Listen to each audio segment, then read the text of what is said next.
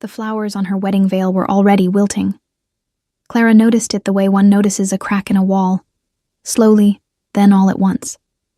The white blossoms her stepmother had woven into the lace that morning had curled inward at their edges, petals browning as though they had absorbed something rotten from the air itself. She stood before the narrow bronze mirror in the antechamber of the Thornvale sept, her pale gold braid pinned beneath the veil, her linen dress pressed and clean, her hands folded in front of her, the way she had been taught to fold them since she was 7 years old, quietly, obediently, without trembling. She was trembling now. It is only nerves, she told herself. Every bride trembles. But Clara had always had a gift, or a curse, depending on the hour, for knowing when something was wrong before the world saw fit to announce it. Her mother had called it wolf sense without a wolf, because Clara carried no beast inside her. She was Omega in the truest, most unforgiving meaning of the word. No shift, no fangs, no inner creature pressing against her ribs on full moons. In a kingdom built on the hierarchy of the pack, that made her less than a servant and more than a ghost. It made her a liability wearing a wedding dress. Lord Dorian of House Vale had still chosen her.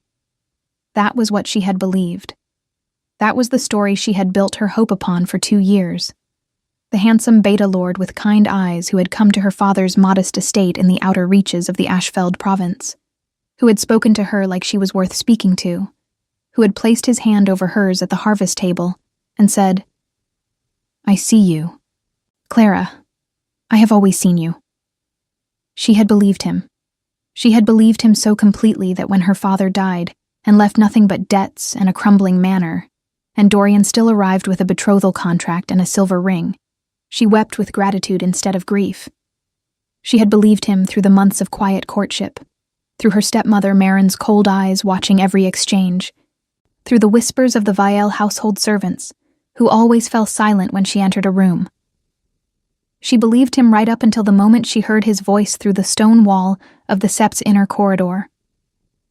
Clara had gone to find her stepbrother Eli, 12 years old and the only soul in the world who loved her without condition, to tell him where she would be sitting during the ceremony so he could find her easily afterward.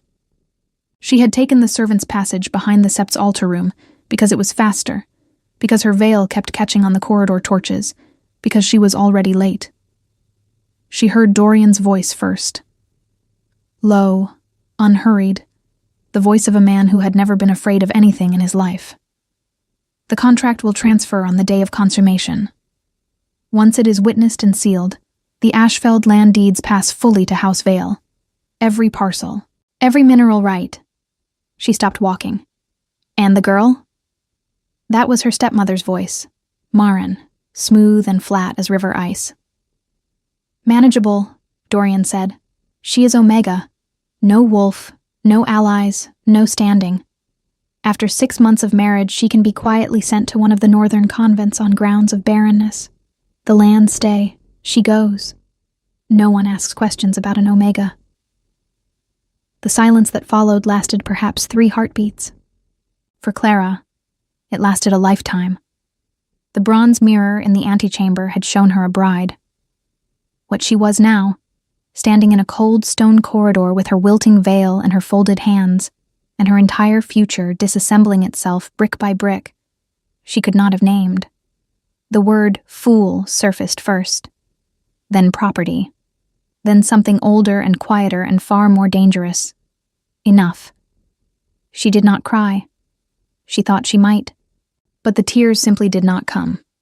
What came instead was a terrible clarity, cold and sharp as the first breath of winter, that cut through every soft thing she had told herself about love and being chosen and being seen.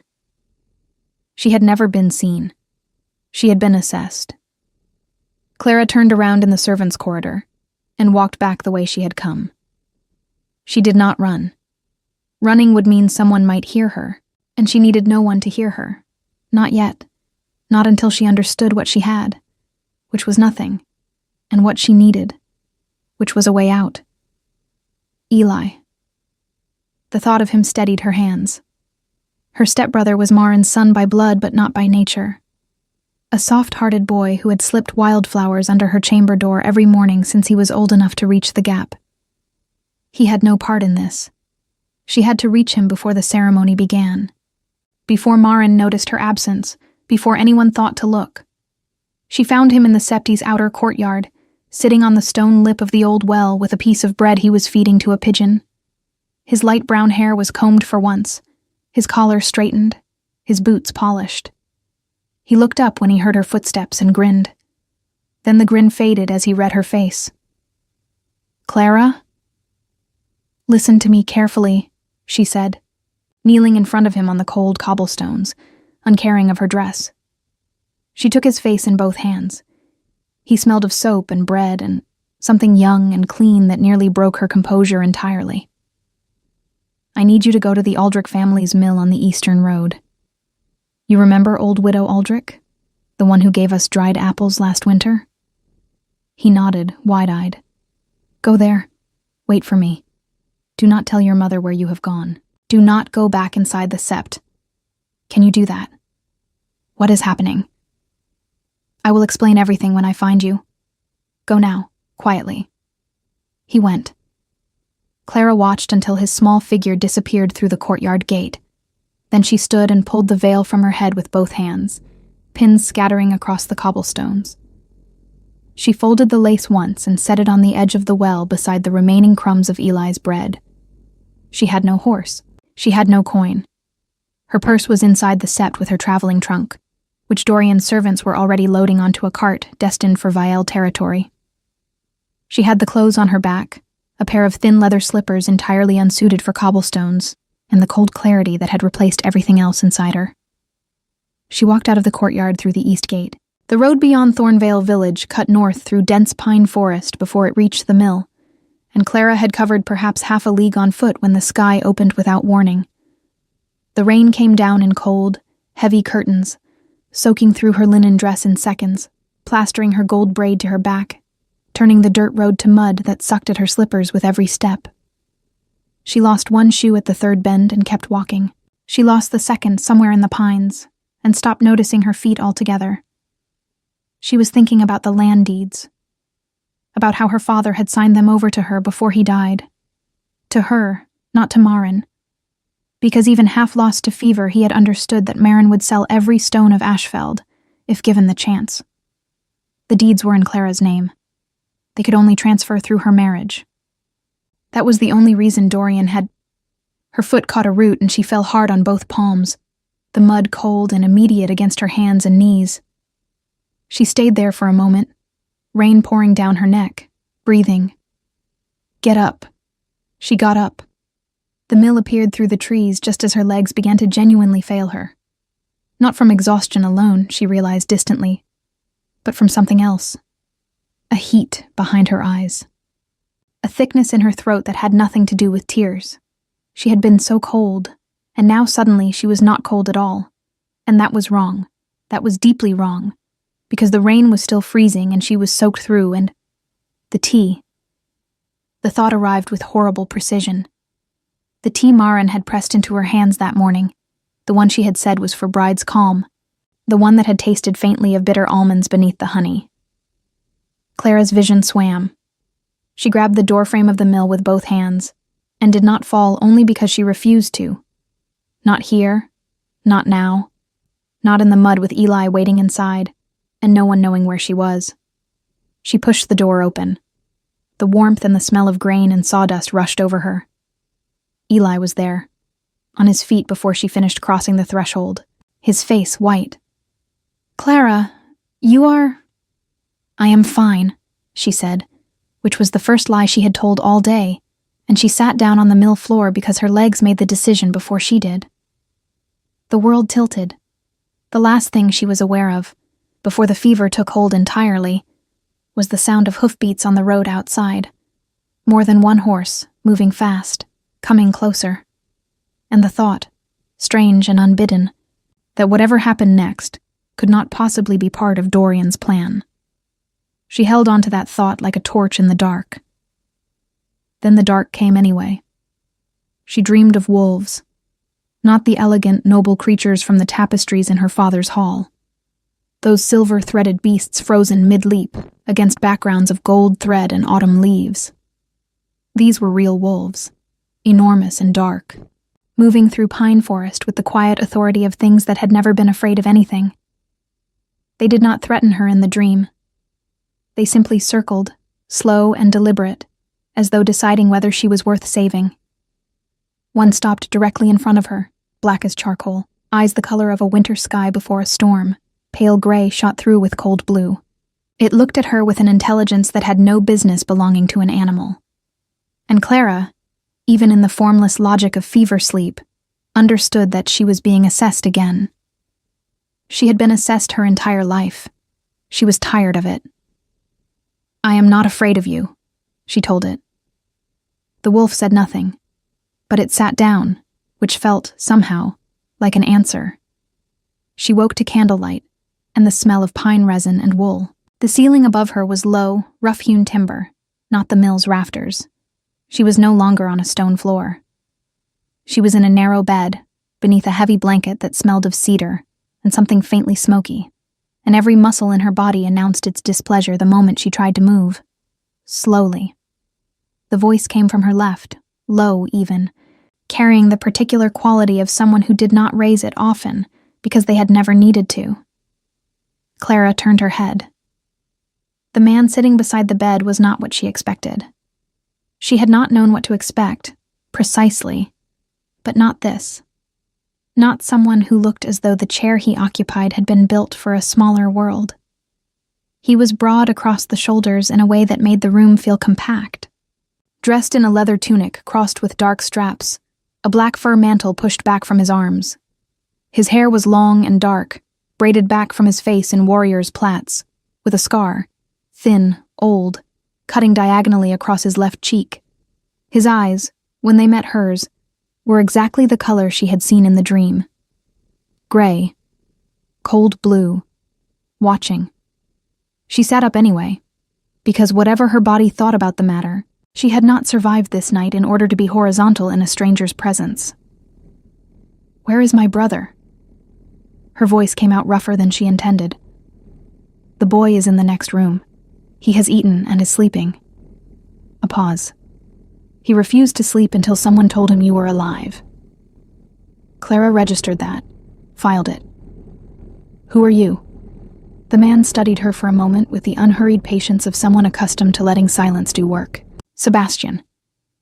Just the name. No title, no house, no lord of somewhere preamble. She noticed that he wore no house colors. His clothing was dark and deliberately plain in a way that felt like a choice rather than poverty. The leather was too fine for poverty. The stillness was too deliberate for an ordinary man. "Sebastian," she repeated carefully. "Your men found me. My scouts were passing through the Thornvale Road when a boy came running out of a mill screaming for help." Something moved briefly in his expression, not quite amusement, but adjacent to it. "You were burning with fever on the floor." "I am aware of how I was found." She pulled the blanket tighter, less for warmth than for the grounding sensation of having something solid to hold. "The fever. Did your healers?" "My healer identified trace amounts of stillwort in your system." His voice did not change, but something in his jaw tightened almost imperceptibly. "It is a slow-acting compound, commonly used to weaken an omega female before a bonding ceremony." The words came out flat and precise, because she had spent the fever hours, apparently, working through the logic even while unconscious. If I was too ill to resist and too weakened to shift, not that shifting was ever a concern in my case, the ceremony could proceed, and any distress I showed could be attributed to bridal nerves. The silence that followed was a different quality from the ones before it. Sebastian looked at her with an expression she could not entirely read, something that was not pity, which she would have resented, but was perhaps the closest thing to recognition she had encountered in years. As though the pieces of what she had just said had landed in a man who understood, without needing it explained, exactly how monstrous the calculation behind it was. "You knew," he said. It was not a question. "I overheard," she corrected. "There is a difference. Knowing implies I should have seen it sooner. She looked away from him, at the candle on the small table beside the bed. Tallow, not beeswax, burning with a faint animal smell. The room was sparse, but not rough. A chest in the corner, iron-banded. A window shutter that did not quite close, through which thin gray morning light was beginning to press. Morning. She had been unconscious through the night. "The betrothal contract," she said. "Lord Dorian of House Vale. He needed my signature and my presence at the sept to make it binding. If I was not there..." The ceremony did not proceed. Sebastian said this with a certainty that raised every instinct she possessed. "I know of House Vale." She turned back to look at him. "How?" He met her gaze without flinching. "Because Lord Dorian has been under observation by the Crown's Council for 11 months. He has used similar contracts twice before. The women involved were both Omega, both without immediate male kin, both in possession of lands that transferred cleanly to Vielle upon marriage." He paused. "Both sent to convents within the year." The candle flame wavered. Clara's hands were still beneath the blanket. "And those women," she said carefully. "Where are they now? One is alive, one is not." The words landed without ceremony, and that was somehow worse than if he had softened them. Clara sat with that for a moment, the full weight of what she had walked out of pressing down on her chest like cold stone. "You said the Crown's Council," she said at last. "You speak of it as though you have access to it." The pause was brief, deliberate. "I have more than access." She looked at him fully then, at the plain dark clothing that was not plain at all on closer inspection, at the quality of the leather, at the way his men outside moved with the particular precision of a trained royal guard when she heard them change position through the thin timber wall, at the scar on his cheek that looked like it had been earned, not received carelessly, at the eyes that had never once stopped watching her, with the calm, total attention of someone who was never surprised. "Sebastian," she said slowly. "Yes." "And Sebastian, of what house?" He did not answer immediately, and in the space of that silence, something shifted. Not in the room, but in Clara's understanding of the room, of the night, of why a group of riders had been close enough to a mill on a provincial road to reach her in time, and why a healer had been among them, and why a man who looked like this was sitting beside a sick Omega girl's bed at dawn, instead of sleeping. "The Crown has no house name," he said finally. "It has a title." Clara closed her eyes briefly. When she opened them, she made sure her voice carried none of the vertigo she felt. "You are the Alpha King." "Yes." "And you were on the Thornvale Road because you were already watching Dorian." "Yes."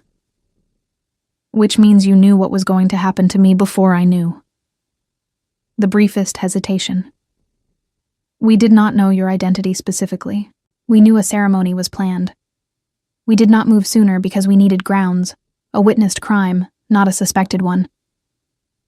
Something shifted in his expression, and it looked unexpectedly like the thing men rarely showed, which was accountability. "I regret that." Clara said nothing for a long moment.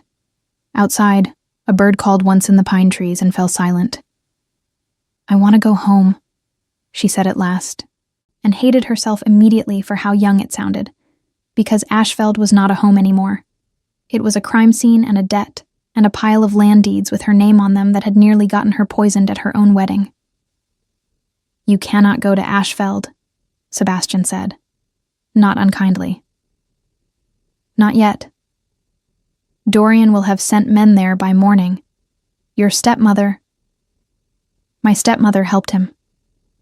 "Yes." She had known that.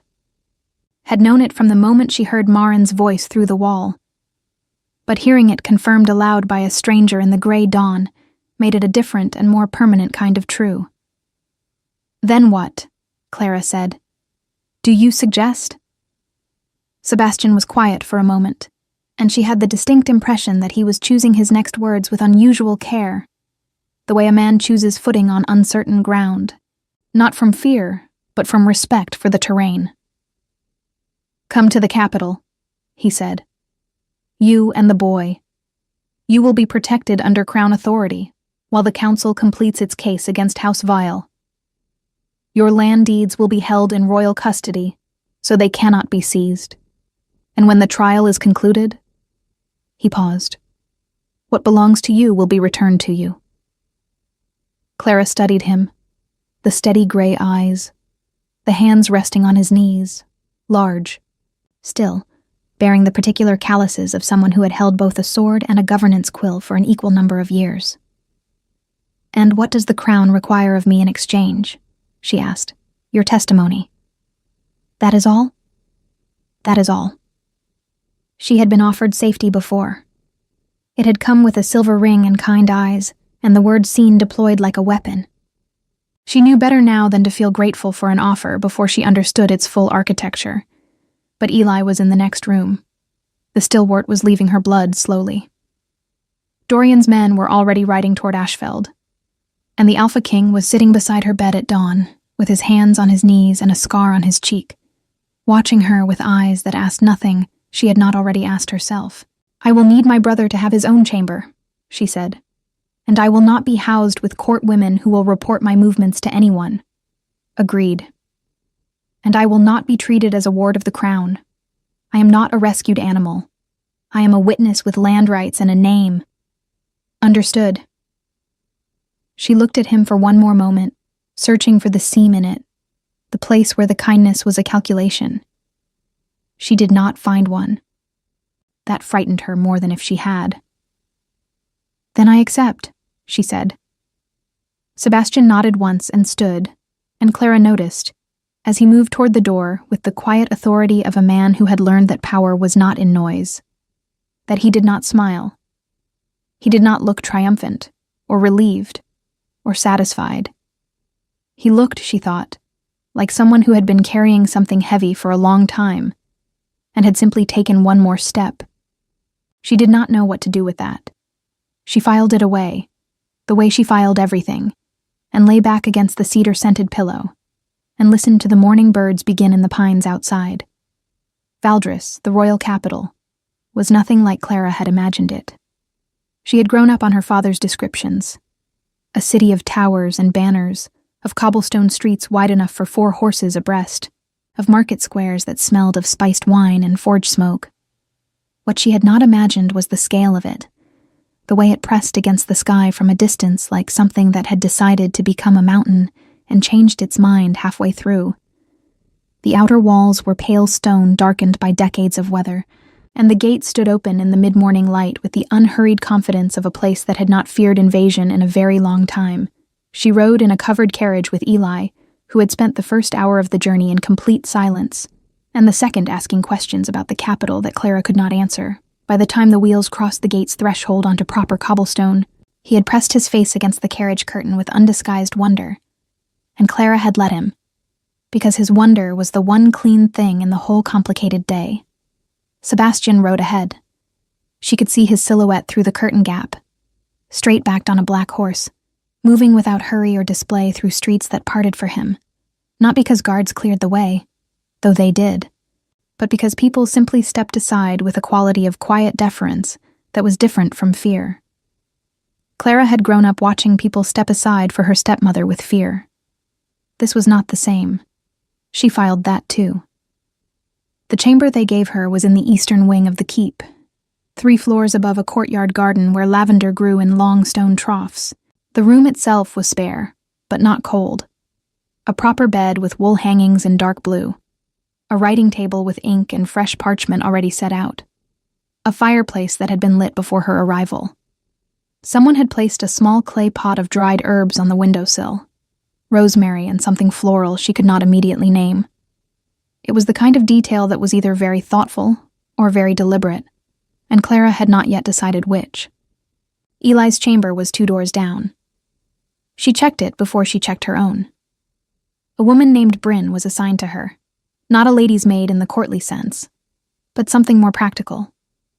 Bryn was perhaps 40, gray-streaked hair pinned severely back, with the economical movements of someone who had spent her life being useful in spaces where ornamentation was a liability. She helped Clara out of the ruined linen dress without comment, produced a clean gown of undyed wool, and a gray overrobe that was simple and well made, and then stood back with the expression of someone waiting to be told what was actually needed. Clara appreciated that more than she could say.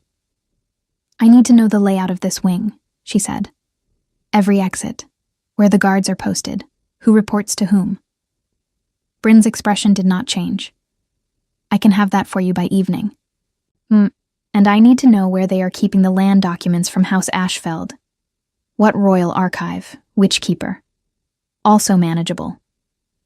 "And," Clara said, and paused, because this one cost her something to ask.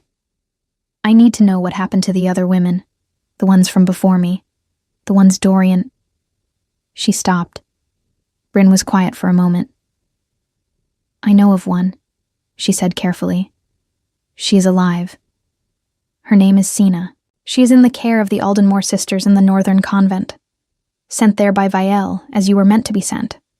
She does not know she has rights to contest." "She does," Clara said. "She does, and someone should tell her." "I will send word," Bryn said, simply without hesitation, as though it were already decided. Clara looked at her properly for the first time. "Why are you helping me?" "Because the king asked me to." "That is not the same as wanting to." Something shifted in Bryn's face, the first real expression she had shown. "My daughter was Omega," she said. "She married a Beta Lord at 19. He sent her to a convent at 22. A pause. "She did not survive the winter there." The room was very quiet. "I am sorry," Clara said. "So am I," said Bryn. "Every day." She did not see Sebastian for 3 days. The council was in session. She heard this from Bryn, who heard it from the guards, who spoke more freely around women they considered unremarkable. The case against House Vale was moving. Documents were being gathered. 2 of Dorian's former business associates had apparently reconsidered their loyalty with remarkable speed once they understood the Alpha King's personal interest in the matter. Clara spent those 3 days doing what she always did when frightened. She worked. She mapped the eastern wing. She reviewed copies of the land documents Bryn obtained from the royal archivist, and identified 3 clauses in the original Ashfeld inheritance that her father's solicitor, long dead, conveniently, had written in deliberately ambiguous language that would have allowed a clever lawyer to argue the deeds transferred not to Clara herself, but to her husband's household upon marriage. It was elegant, in the way that something horrible could be elegant. Someone had planned this for years, possibly before her father was even ill. She wrote it all down. Every clause, every name, every date she could reconstruct. On the 4th day, Sebastian came to her. He knocked, which she had not expected. She called him in, and he entered the same way he did everything, without announcement, without excess. He was dressed more formally than she had seen him. A dark tunic with the crown's mark embossed on the shoulder clasp, his braids pulled back neatly, the fur mantle exchanged for a riding cloak that he had not yet removed. He had come directly from somewhere. His eyes went immediately to the table covered in her notes, then to her. "You have been working," he said. "Did you expect otherwise?" "No." He moved toward the table, stopped a respectful distance away, and looked at the documents without touching them, which she noted. "May I?" She gestured permission. He read in silence for several minutes. Clara stood by the window and watched him the way she had learned to watch powerful men, looking not at the face they showed but at the small movements they did not control. The slight tension in his shoulders when he reached the inheritance clause, the way his jaw tightened at one particular name, her father's former solicitor, as though confirming something he had suspected. "This goes back further than Dorian," he said. "At least 8 years, Clara said. "My father started showing signs of the lung sickness 7 years ago. The solicitor made these amendments 9 years ago. Someone was anticipating the inheritance before my father even became ill." "Marin," Sebastian said, "or someone behind Marin." Clara folded her hands in front of her, not the obedient fold of a bride, but the deliberate fold of a woman organizing her thoughts. "My stepmother is not clever enough to have constructed this alone. She is an instrument. Someone gave her the plan and the solicitor's name and told her how long to wait. Sebastian set the documents down. He turned to look at her with an expression she was beginning to recognize. That stillness that meant he was deciding how much to say. "Tell me the rest," she said.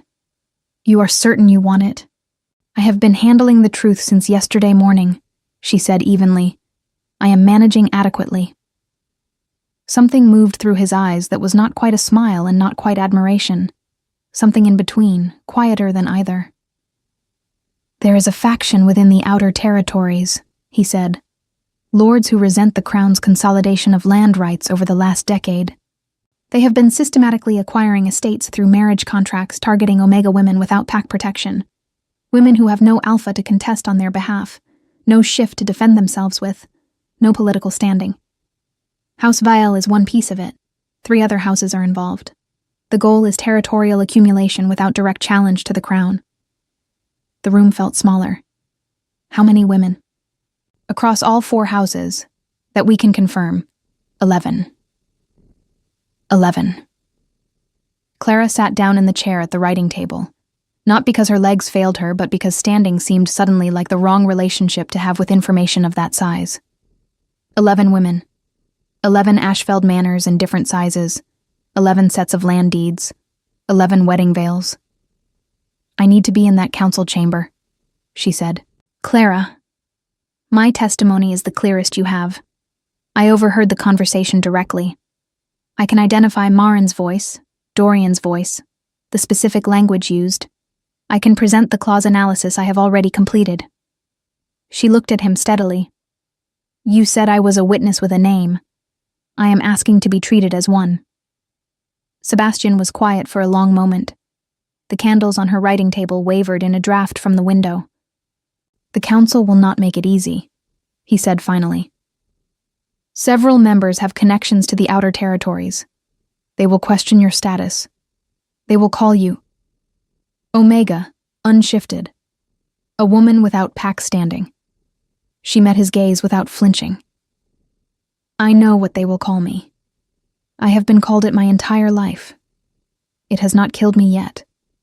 He looked at her. Not the way Dorian had looked at her, which had always felt like a man reading a contract. Not the way her stepmother had looked at her, which had always felt like being weighed and found insufficient. Sebastian looked at her the way the wolf in her fever dream had looked at her, which was with the full, unguarded attention of something that was deciding whether she was worth sitting down for. Apparently she still was. "I will have you admitted as a primary witness," he said. "The session is in 2 days." "Thank you." He moved toward the door, then paused with his hand on the frame. Something in his posture had shifted, a fraction, barely visible, but Clara had spent her life reading fractions. "You should sleep," he said, without turning back. "You have not slept properly since the mill." She stared at his back. "How do you know that?" "Bryn told me." "You asked?" The pause was very brief. "I check on the people in my care." "I am a witness," she said, "not a ward." "You are both," he said quietly, "whether you like it or not." He left before she could find an answer to that, which she suspected was deliberate. Clara sat at her writing table for a long moment after the door closed, her hands flat on the parchment, the lavender smell drifting in from the courtyard below. Then she picked up her quill and went back to work, because that was what she did, and because working meant she did not have to think about the particular quality of the silence he left behind, the kind that felt, against all reason and all evidence and every hard lesson she had learned in the past week, like something she did not entirely want to be rid of. She wrote for another 2 hours. She did not sleep until very late. But when she did not dream of Dorian. The council chamber smelled of old candle wax, cold stone, and the particular tension of men who had decided before entering a room how they intended to behave inside it. Clara had known it would be like this. She had prepared for it the same way she had prepared for everything since Thornvale, methodically, without sentiment, with the focused attention of someone who understood that the only armor available to her was precision. She wore the simplest gown Bryn could find in the keep's stores. Dark gray wool, no ornamentation, a leather belt cinched at the waist. Her gold braid was pinned back tightly. She carried her documents in a leather folio she had borrowed from the royal archivist, and she walked into the chamber behind Sebastian's herald, without looking at the floor. There were 9 council members. She had memorized their names and territorial affiliations the night before. 4 were likely sympathetic to the crown's position. 3 were unknown. 2, Lord Cavan of the Eastern Reaches and Lord Price of the Ashfeld border territory, had connections to the Outer Lord faction that Sebastian had described. She identified them immediately by the quality of their stillness when she entered, which was the stillness of men suppressing a reaction. Sebastian was already seated at the head of the long oak table. He did not look at her when she entered, which she understood was deliberate. Any visible acknowledgement between them would be used immediately as evidence of partiality. She took the witness chair to the left of the herald's podium and set her folio on the table in front of her with both hands flat on top of it. Lord Cavan spoke before the herald had finished his introduction. "I question the standing of this witness before we begin," he said. His voice had the particular smoothness of a man who had been practicing dismissiveness since childhood. An Omega woman without pack affiliation, without a lord to speak for her standing, without... "She is a freeborn citizen of this kingdom with documented land rights," Sebastian said. He had not raised his voice. He did not need to. "Her standing before this council is equivalent to any landholder. Proceed, herald." Cavan sat back. His expression did not change, which told Clara that he had expected the challenge to fail, and had made it anyway. For the record, for the 2 other men in the room who shared his interests, to establish that she had been contested. She filed it precisely where it belonged, and opened her folio. She spoke for 40 minutes. She did not tremble. She did not apologize for the clarity of her account, or soften the specifics of what she had overheard in the Sept corridor. She presented the inheritance clause analysis she had completed in her chamber, walking the council through each amendment in the Ashfeld land documents, naming the solicitor, naming the dates, naming the 8-year gap between the amendments and her father's death that suggested advanced planning rather than opportunism. When Lord Price interrupted to suggest that the solicitor's amendments might have been standard practice, she produced the original document alongside 2 comparable inheritance contracts from the same period that contained no such language, borrowed from the Royal Archive through Bryn. She had anticipated that objection. She had anticipated most of them. What she had not anticipated was the moment, near the end of her testimony, when Lord Cavan leaned forward with a smile that did not reach his eyes and said, "And yet you have no wolf. You have no shift. You have no inner creature to corroborate your instincts or validate your perception. How is this counsel to weigh the account of an Omega who cannot even confirm the most basic biological reality of our kind?" The chamber went very quiet. Clara felt the question land in the room the way a stone lands in still water. Not just the impact, but the ripples. She was aware of Sebastian at the head of the table, aware that he had gone very still in the particular way she had learned, meant something was happening beneath his composure that he was choosing not to show. She looked at Lord Cavan. "You are correct that I carry no wolf," she said. "I would point out that the documents I have presented to this council carry no wolf either, and they appear to have been accepted as evidence. The inheritance amendments are written in ink on parchment. My testimony describes a conversation conducted in words by human mouths in a stone corridor. Neither requires fangs to be true." Someone at the far end of the table made a sound that might have been a cough. "Furthermore," she continued, "I would observe that of the 11 women identified by this council's own investigation as victims of the Outer Lord scheme, all 11 were Omega. All 11 were unshifted or weakly shifted. This council's own witness list is composed entirely of women whose testimony Lord Cavan's argument would dismiss. If the standard for credibility in this chamber is the ability to shift, then this council has no case at all, which would suit certain interests in this room rather conveniently." The silence that followed was long enough to be uncomfortable for several people, and Clara was content to let it be. Sebastian's voice, when it came, was the same quiet tone he always used. "The witness's testimony stands. Continue." The council session ended at midday. The preliminary ruling that there was sufficient evidence to proceed to formal charges against Lord Dorian of House Vale, Lady Marin of Ashfeld, and 2 associated solicitors was recorded before the chamber emptied. Lords Cavan and Price left without speaking to anyone. Clara noted their departure time and direction out of habit.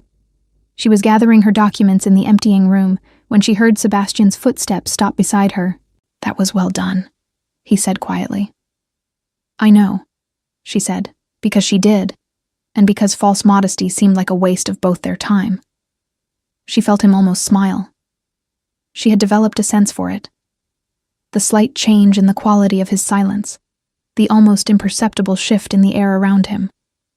He had not smiled at her properly once since the mill, and she was not sure whether that was restraint or simply how he was. "Cavan will not let this proceed quietly," he said. "He has too much at stake in the outer territories. He will attempt to discredit the investigation through other means." "I assume that." She closed the folio. "He will target me, specifically. I am the most visible witness, and the most categorically dismissible in his framework." "Yes. Then I need to not be dismissible." She turned to face him. "I need the land deeds formally registered to my name under Crown Seal before Cavan can file any counter-motion. If the Ashfeld rights are legally secured before he acts, there is nothing for him to contest." Sebastian looked at her for a moment. "That can be arranged by tomorrow morning. Today would be better." "Today, then." She nodded and moved toward the door, then stopped. There was something she had been carrying since the morning, and she was not entirely sure why she had not set it down yet. "The woman," she said, without turning. "Sina, in the northern convent. Bryn sent word, but word is not the same as someone going." "I will send a royal envoy," Sebastian said.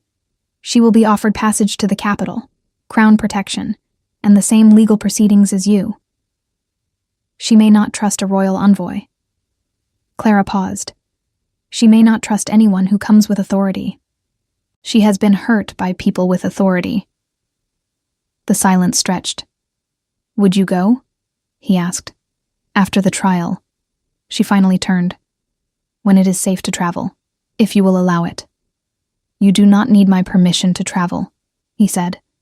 "You are not a ward." She looked at him. He looked at her. The echo of her own words from 4 days ago sat between them with a quality that was almost dry. "No," she agreed. "I am not." That night was when it happened. Not dramatically. That was the thing she would remember later. That it happened quietly, without announcement. She had been working again, later than she should have. The candles burned low. Eli long asleep. The keep settling around her with its particular nighttime sounds of timber and stone contracting in the cold. She had fallen asleep at the writing table. Not intentionally. Simply between one sentence and the next. She woke to a sound she could not immediately place. Not inside the chamber. Outside, in the corridor, low voices, the particular quality of movement that was trying not to be heard. She was at the door before she was fully awake. The corridor was dark. 2 figures at the far end, a guard, and someone who was not a guard, someone in a plain dark cloak, who had handed the guard something that glinted briefly in the torchlight. The guard stepped aside. The cloaked figure turned toward her corridor. Clara stepped back and closed her door silently, her heart loud and immediate in her chest. She had no weapon, no wolf, no bolt on the interior of the door. She had noted its absence on the first day, and had meant to ask Bryn to arrange one and had not yet done so. Foolish, she thought, with cold precision. Fix that tomorrow, if there is a tomorrow. She moved to the writing table and picked up the iron candlestick, heavy, solid, the most useful object in the room, and stood with her back to the wall beside the door, in the shadow the door would cast when it opened inward. The footsteps stopped outside her room. Then a knock, 3 times even and unhurried. Clara's grip on the candlestick tightened. "Clara," Sebastian's voice. She exhaled through her nose, set the candlestick down with hands that were not quite steady, and opened the door. He was in the plain dark cloak, hood pushed back. his expression carrying something she had not seen on him before. Not urgency exactly, but something beneath the usual control that made the control visible in a new way. He looked at the candlestick she had just set down on the table and then at her, and she saw him register, without comment, exactly what she had been about to do with it. "Cavan moved faster than I expected," he said quietly. "He has men in the keep. I do not yet know how many or where. Until I do, you cannot stay in this chamber." She was already reaching for her cloak. "Eli, my guard captain is with him. He is safe." Sebastian's eyes tracked the corridor behind him once, briefly. "I need you to come with me. Now." "Where?" He met her gaze. "My chambers. It is the one location in this keep where no one will enter without my knowledge." Clara held his gaze for precisely 2 seconds, assessing the architecture of the offer, not for safety, which she believed, but for what it cost her to accept it, and what it cost him to make it. She saw nothing in his face that looked like advantage. She saw something that looked considerably more like a man who was angry at himself for not having seen Cavan's move sooner. "All right," she said. His chambers were on the floor above, at the keep's northern corner, larger than hers. The same spare quality that she was beginning to understand was not austerity but preference. A long table with maps, a fireplace with the grate still warm, a tall window overlooking the dark courtyard, a second room beyond an interior arch, which she understood was the bedchamber. He gestured her toward the chair nearest the fire. She sat, pulling her cloak around her, and watched him move to the window to look down into the courtyard below. The silence between them had a different texture in this room, less formal, more weight. "How long?" she said. "Before your captain has located Cavan's men?" "A few hours. By morning, certainly. Then I will sleep in the chair." He turned from the window. Something crossed his face, brief, complicated, ending in something that was not quite frustration and not quite resignation. "Clara," he said. And then he stopped, as though the sentence had been longer in his mind and arrived shorter than intended. "What?" she said. He was quiet for a moment. When he spoke again, his voice was lower, and had lost some of the careful evenness he usually maintained. Not because he was losing control of it, she thought, but because he had chosen, in this room, in this hour, to set some of it down. "Sleep beside me," he said. "Just tonight. You will be safer, and I will. I will not pretend that I would not rest easier knowing you were within arm's reach until this is resolved." The fire crackled softly in the grate. Clara looked at him for a long time, at the gray eyes that asked without demanding, at the hands that had never once reached for her without permission, at the scar and the braids and the plain dark cloak, and the man who had sat beside her bed at dawn in a mill and told her the truth about everything, including the part that reflected badly on him. "Just tonight," she said. "Just tonight," he agreed. She did not move to the bedchamber immediately. She sat by the fire for another hour, and he sat across from her with a map he was not really reading, and they did not speak much, and the silence was the warmest thing in the room. When she finally moved to the inner chamber and lay down on the side of the bed nearest the door, practical, deliberate, her cloak still around her, she heard him settle on the outer side without ceremony, without crossing the careful distance between them. She did not sleep immediately. She lay in the dark and listened to the keep and thought about 11 women and land deeds and the word tonight and how it was possibly the most honest thing anyone had offered her in years. She was still thinking about it when sleep came and took the thought gently away. She never left again. Not that night, not the morning after, not in any of the mornings that followed, though the reasons changed, and the shape of her staying changed with them. And Clara was honest enough with herself to know the difference between remaining because she had nowhere else to go, and remaining because she had found the one place that felt, against all probability and all previous evidence, like it might actually be worth staying in. But that understanding came later. First came the morning. She woke before Sebastian did, which told her something about how deeply she had finally slept, that her body had trusted the room enough to release its vigilance before his had. Gray light pressed through the tall window. The fire had burned to ash. She lay still for a moment, listening, and heard the keep beginning to move around her. The distant sound of the guard change, footsteps in the corridor below, the faint clang of the kitchen yard. Sebastian was asleep on the far side of the bed, his back to her, one arm folded beneath his head. In sleep, he looked less like the Alpha King, and more like something older and quieter. Just a man, large and still, with the scars of a life that had not been gentle accumulated on his arms and neck, and the visible line of his shoulder. Clara looked at him for precisely as long as it took to confirm he was asleep, and then she got up and smoothed her cloak and went to the window. The courtyard below was clear. 2 of Sebastian's personal guards stood at the gate. Normal. Clean. Whatever Cavan's men had intended the night before, they had not executed it, either because Sebastian's captain had found them, or because they had understood that the Alpha King's chambers were not a viable target and retreated. She was still at the window when she heard him wake. The particular shift of attention that preceded movement, the breath that changed quality. "They are gone," she said without turning. A pause. "My captain sent word an hour ago. 3 men, hired through a tavern keeper in the lower city. They will be questioned before noon." His voice was morning rough, stripped of its formal register. She found she did not mind it. "You slept." "I did." "Good." She turned then. He was sitting up, forearms resting on his knees, watching her with the same gray eyes she had catalogued a dozen times now. But something in them was different this morning, less guarded.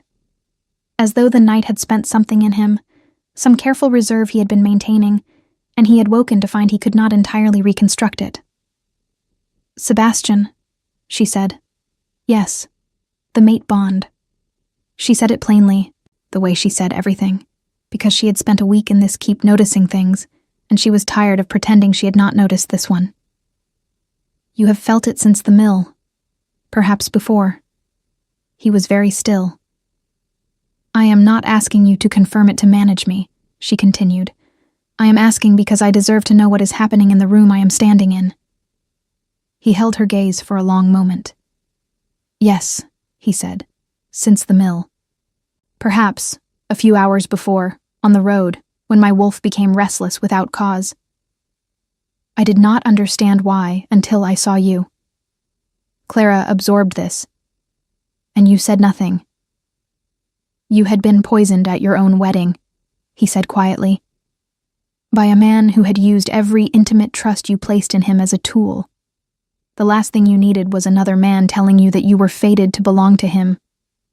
The fire was cold ash. The morning light was strengthening.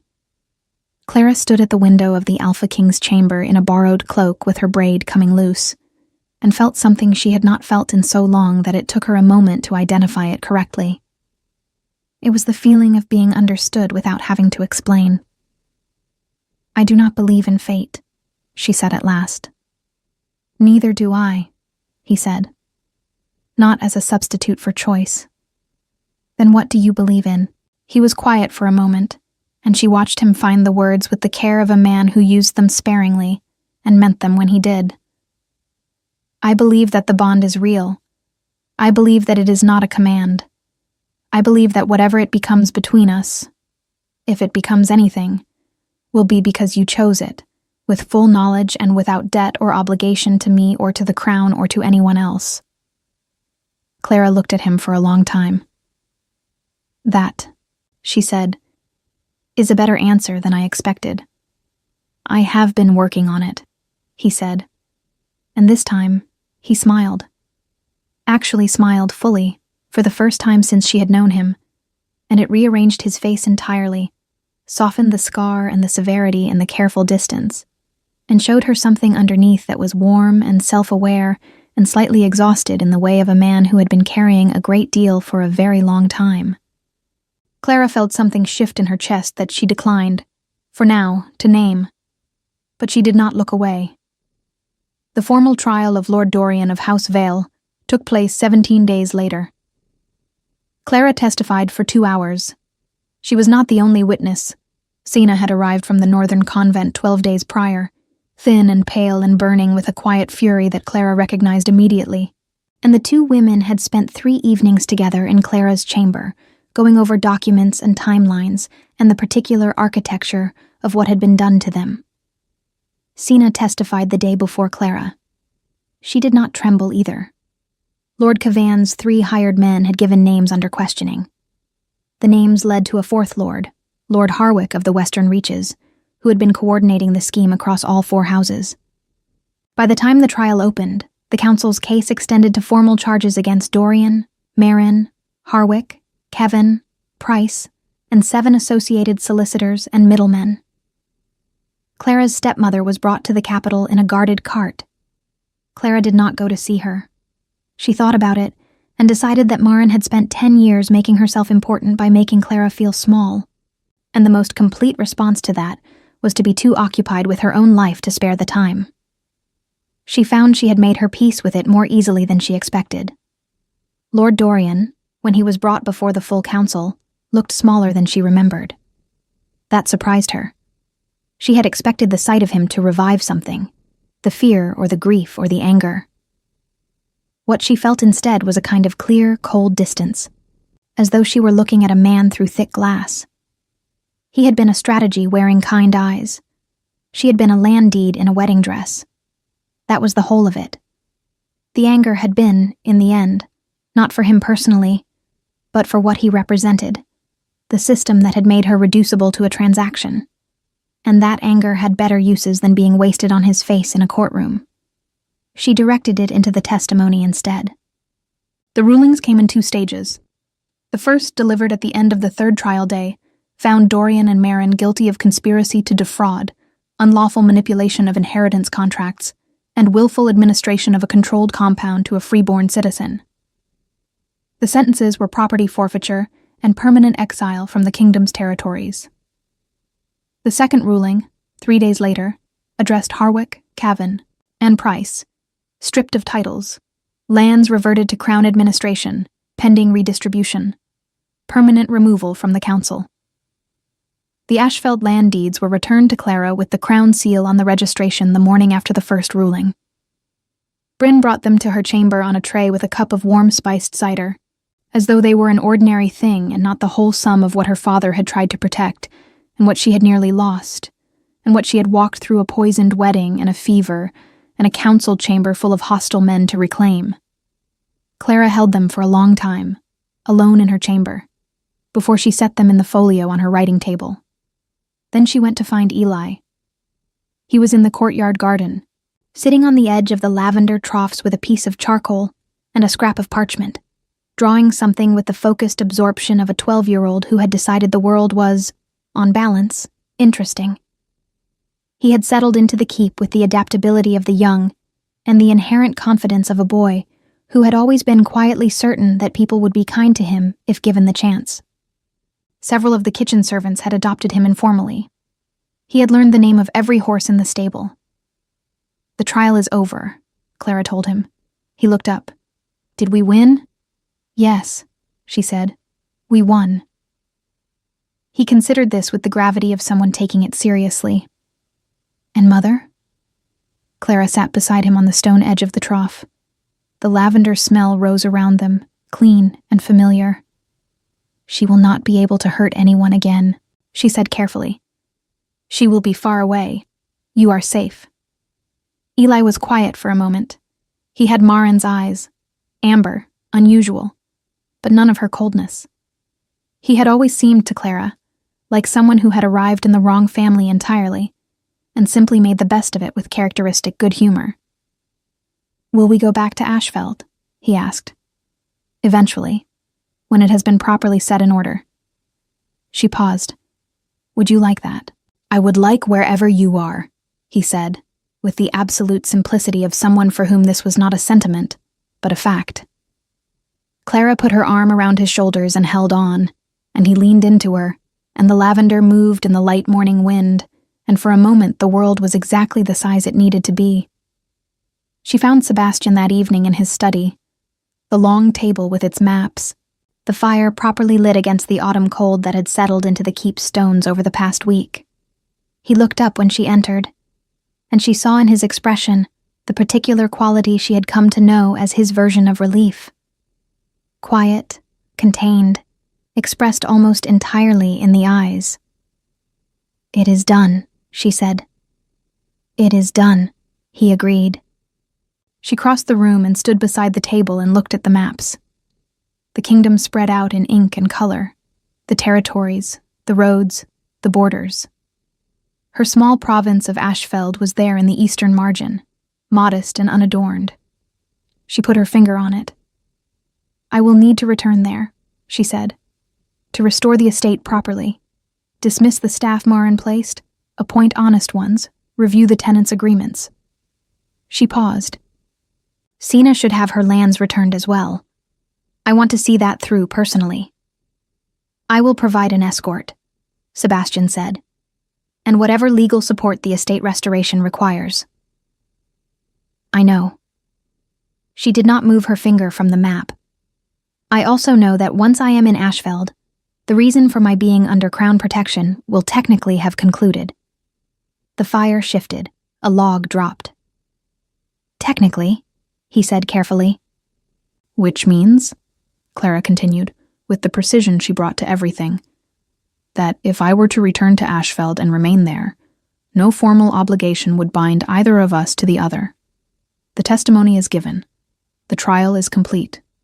The deeds are registered." She paused. "You would have no claim on my presence." "No," he said. "I would not." She turned from the map to face him. "I do not want to go to Ashfeld and remain there," she said. Sebastian looked at her with the gray eyes that had watched her since a mill in the rain, that had asked without demanding, that had learned when to speak and when to let silence carry the weight. "Tell me what you want," he said, simply, as though it were the most natural question in the world, which she supposed, for a man who believed in choice over fate, it was. Clara took a slow breath. "I want to restore Ashfeld, but not to live in it as I lived in it before. I want it managed properly, profitable, protected. I want Sina to have what was taken from her. I want Bryn to be paid what she is worth and given a title for it." She paused. "And I want to come back here, to this keep, to this." "This," he repeated quietly. "You," she said. "If that is something you are still, if the bond is still." "Clara, I am not finished. I know. I was going to tell you that you do not need to qualify it." She stopped. "The bond," he said, "has not diminished. It does not diminish. But I told you before, it is not what matters. What matters is that you are standing here choosing, with full knowledge, without debt, without fear." He paused. "Are you?" She thought about the wilting flowers on a veil, about a corridor in a sept, and a voice through a wall, and a girl who had walked into the rain and not stopped walking. About fever and a mill floor and gray eyes and candlelight, and 40 minutes of testimony, and a man who had knocked before entering and asked before assuming, and waited, genuinely waited, for her to find her own way to him. "Yes," she said. "I am." He crossed the distance between them in 3 steps, and took her hands in his, careful, deliberate, the way he did everything, and looked at her with something in his face that was not the king, and not the alpha, and not the careful, composed man she had watched across council tables. It was something underneath all of that. Something that had been waiting, she thought, for quite a long time. "Then stay," he said. "I intend to," she said. In the months that followed, the kingdom felt the change in ways both large and small. The Outer Lord faction, dismantled by the trial, left a vacuum in the territorial councils that Sebastian filled deliberately and carefully, appointing lords with proven records, restructuring the inheritance laws to remove the clauses that had made Omega women without pack standing legally vulnerable. Clara worked on those clauses herself, sitting across from the royal legal scholars at the long table in the library, a cup of cold tea at her elbow and ink on her fingers, arguing precise language with men who had initially looked at her the way Lord Cavan had looked at her in the council chamber and had learned, gradually and with increasing respect, not to underestimate what a woman without a wolf could do with a quill and a clear mind. Sina's lands were restored. She chose not to return to them immediately. Instead, she remained in Valdris, working alongside Clara on the new inheritance provisions, with the particular energy of someone who had been silenced for years and had found unexpectedly both a voice and someone to use it with. She and Bryn developed a rapport that was largely expressed in dry observations about the failings of men in positions of authority, and Clara found their combined company to be one of the most sustaining things in her life. Eli grew 3 inches by spring and became, to no one's great surprise, entirely devoted to the stable master and determined to learn every aspect of horse management that could be taught to a boy his age. He visited Ashfeld with Clara in the early spring and ran through every room of the old manor with the unself-conscious joy of someone who had never been afraid there, because he had only ever known it as the place where his sister had been. He helped choose the new estate steward, a capable woman from the eastern village who had managed her family's lands alone for a decade, and declared the appointment excellent with the confidence of someone who fully expected his opinion to be taken seriously. Clara let him have it. He had earned it. The bonding ceremony took place in late autumn, in the small sept within the keep's inner courtyard. Not the grand sept of the capital, not a state occasion with banners and delegations and the weight of political performance. Sebastian had asked her how she wanted it. She had said small. He had said small it was, and had meant it without reservation. The sept was lit with beeswax candles that smelled clean and warm. Bryn stood to Clara's left.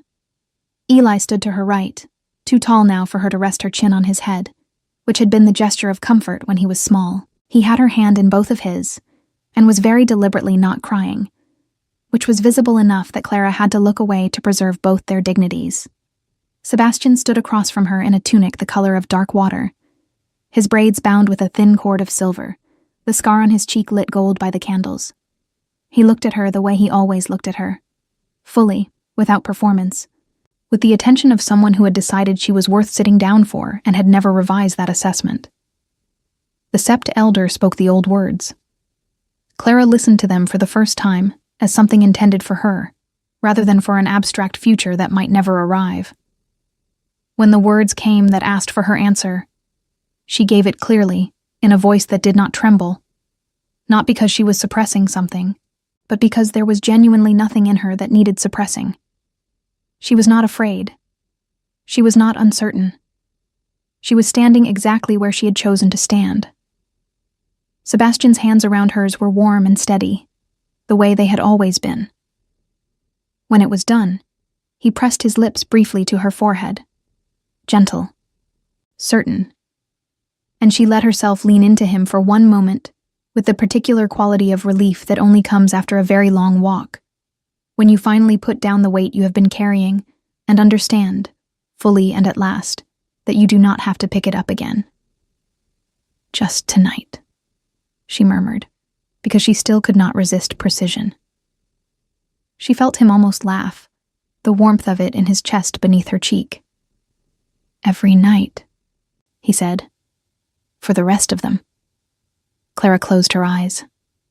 Outside the sept, the autumn wind moved through the lavender troughs in the courtyard, stripping the last dried blossoms from their stalks and carrying them up and away into the darkening sky. Inside, the candles burned steady and clear. Eli squeezed her hand once, then let go. And that was the whole of it. Not an ending, but an arrival. Clara, who had walked out of a wedding in the rain with nothing but the clothes on her back and the cold clarity of someone who had finally heard the truth, had found her way to this. A keep that knew her footsteps, a brother who no longer had anything to fear, a woman named Bryn who had turned grief into purpose, a woman named Senna who had turned silence into law, and a man with gray eyes and a quiet voice who had learned, who had always seemed to know, That the most powerful thing you could offer someone who had been used by everyone was simply a choice that cost them nothing to refuse. She had not refused. She never left again.